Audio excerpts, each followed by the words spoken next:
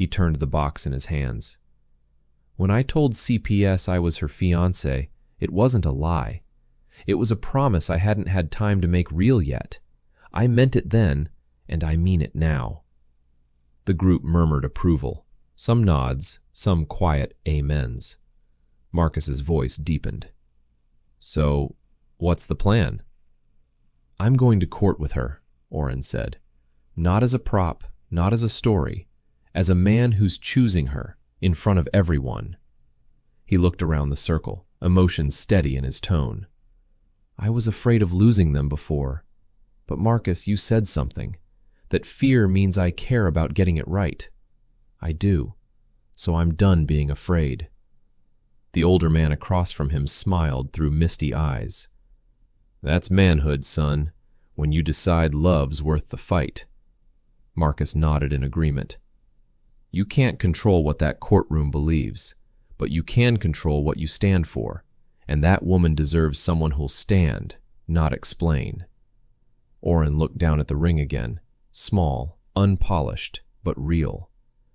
I don't want her to walk into that room alone, he said. This time, when they ask who I am, I'll tell them the truth. Marcus smiled. And what truth is that?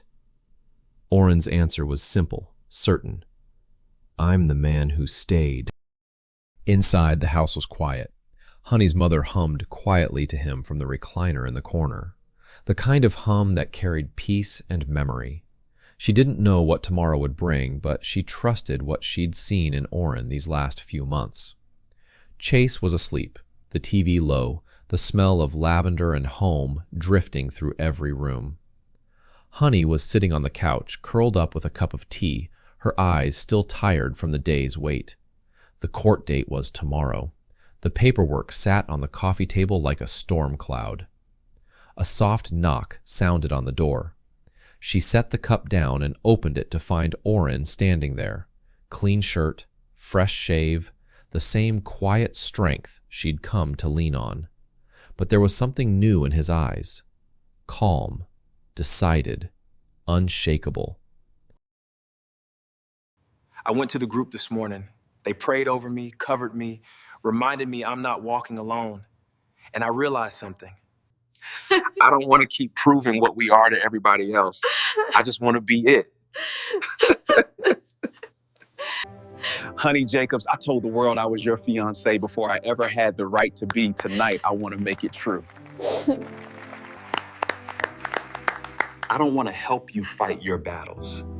I want to fight them with you.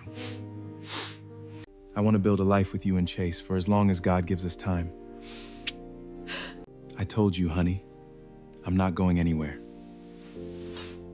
Thank you for listening to Heart Chat Stories.